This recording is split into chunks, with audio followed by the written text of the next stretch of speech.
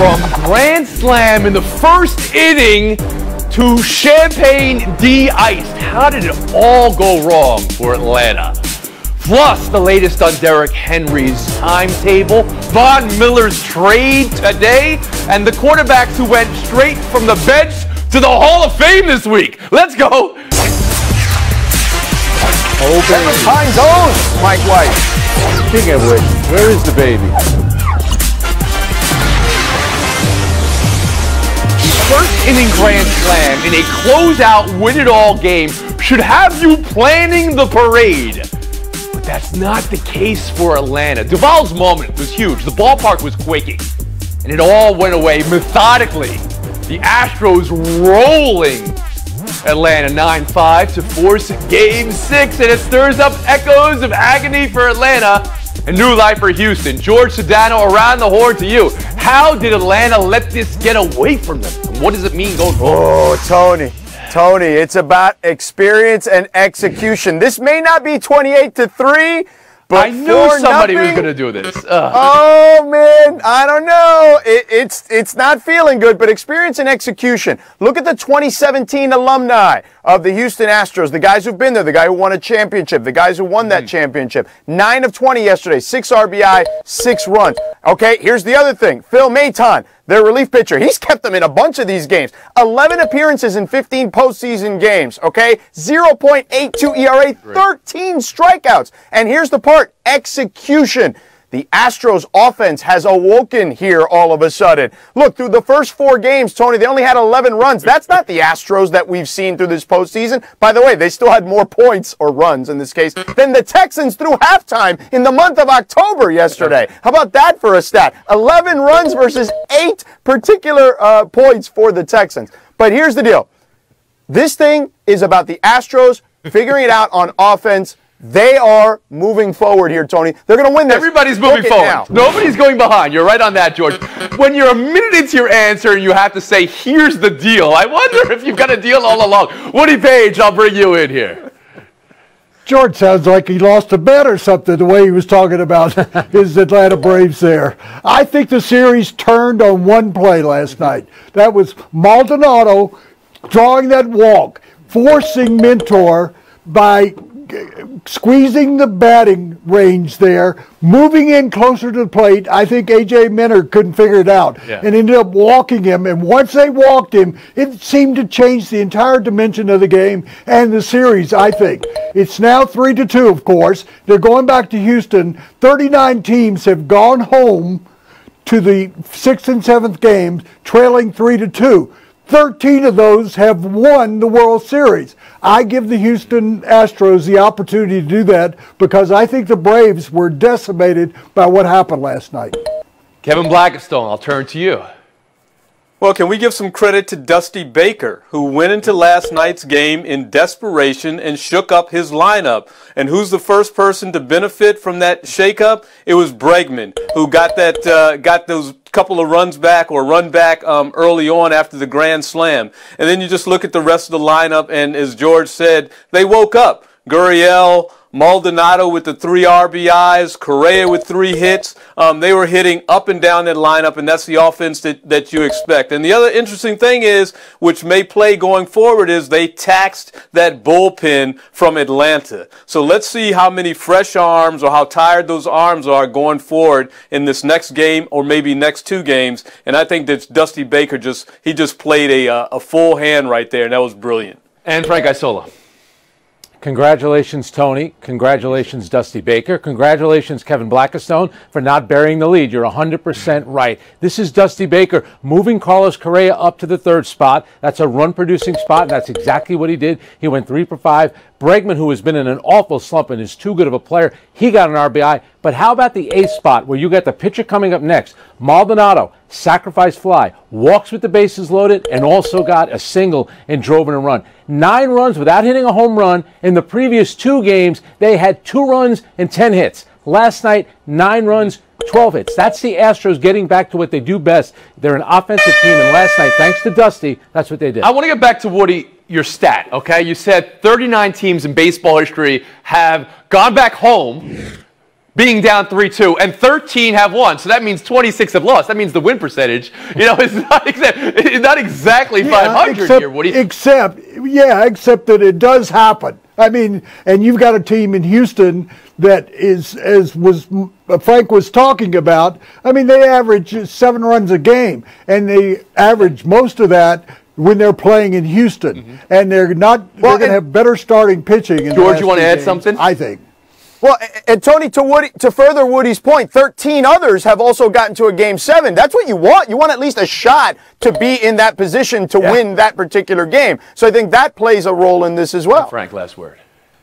I still think the Braves are set up because of the pitching. Max Fried, who has not pitched well thus far, he goes Game 6. You have Ian Anderson set up for Game 7. So for me, the pitching works out. Whereas Garcia in Game 6 for Houston has never pitched on 3 days rest. 3 days All right. rest. Woody, I know you want to give us that one more stat. Teams that win 4 games in the World Series go on to win 100% of the time. I know it, Woody. He's right. They're there. Not really. We'll move on. Football now. And you know what we say always. On any given day after Saturday. The Cooper Rush game. The Trevor Siemian game.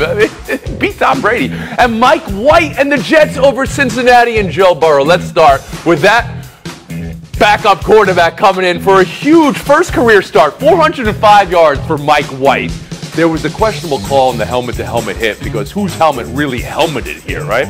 And Robert Saleh, when asked about White's game and how it compared to what he's seen from Zach Wilson, the number 2 pick in this year's draft, could White be QB1 for the Jets?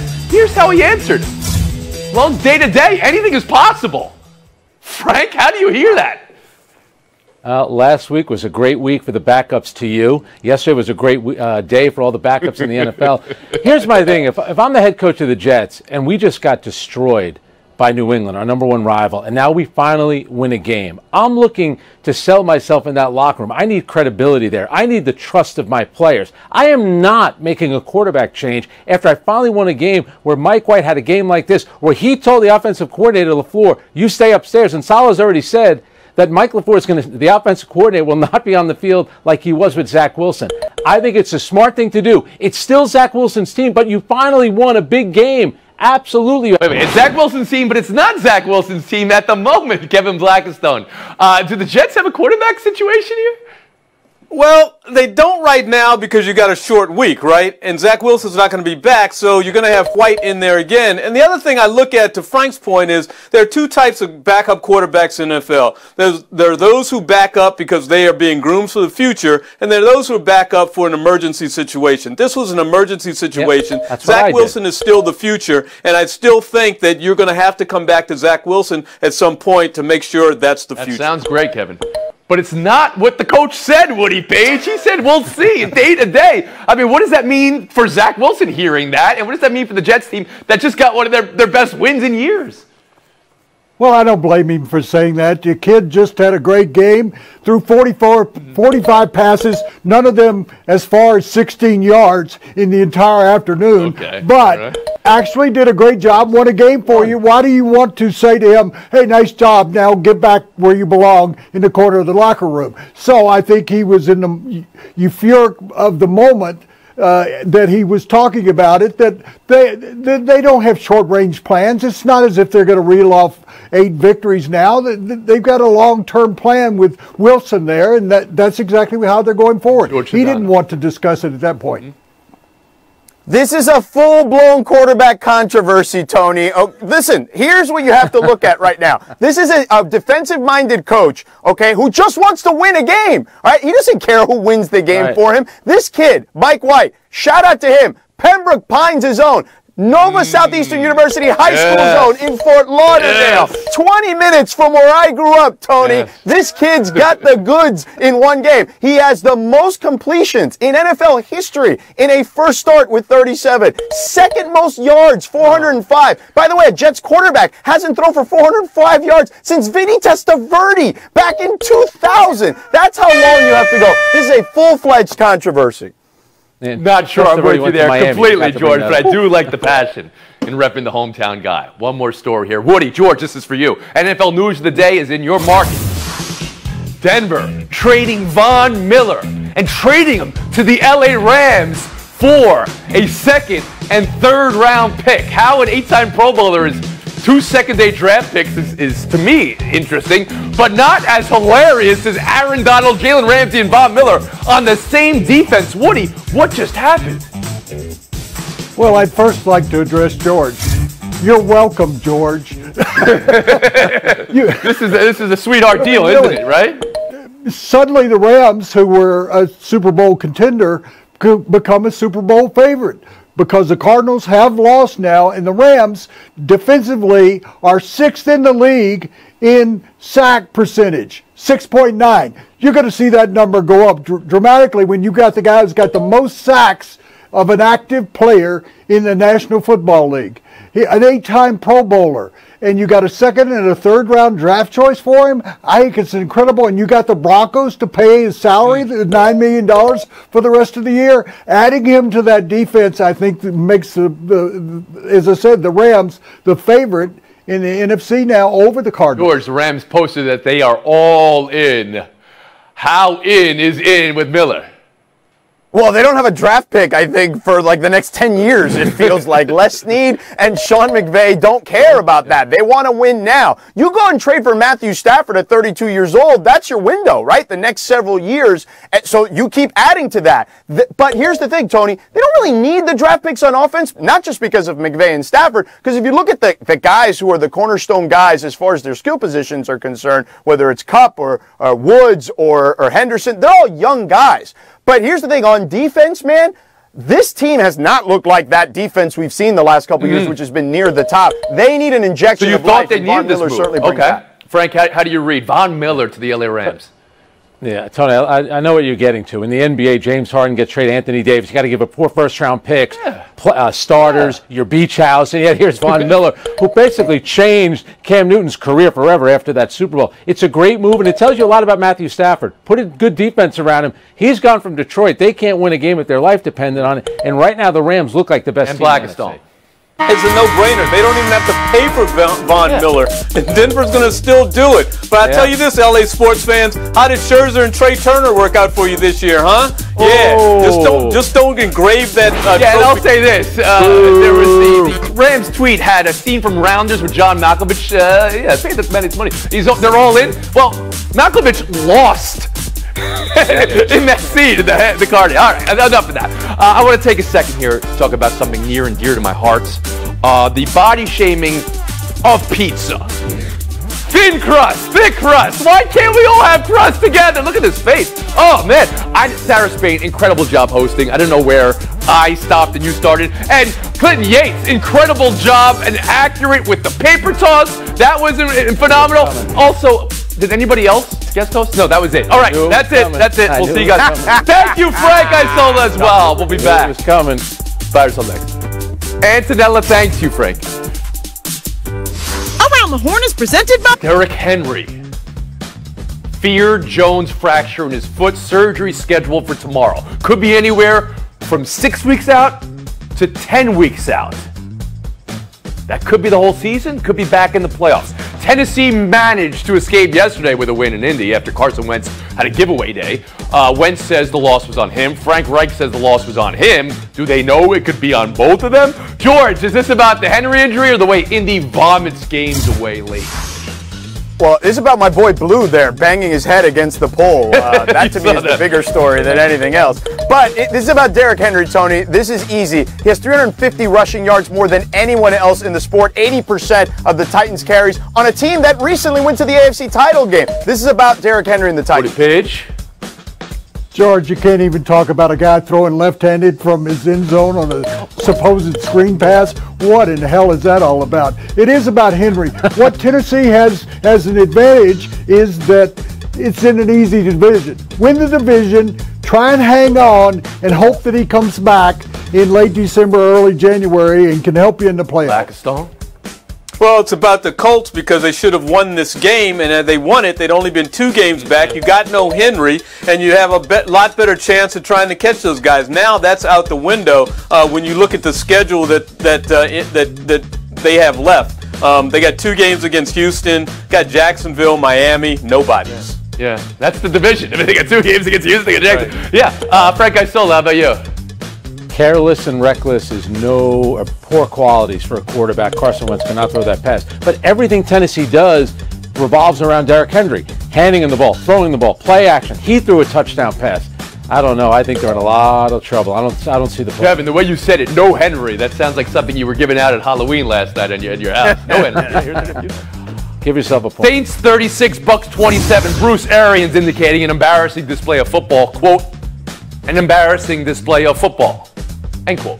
That was an embarrassing display of football. You see that, Frank Isola? Now that's hosting.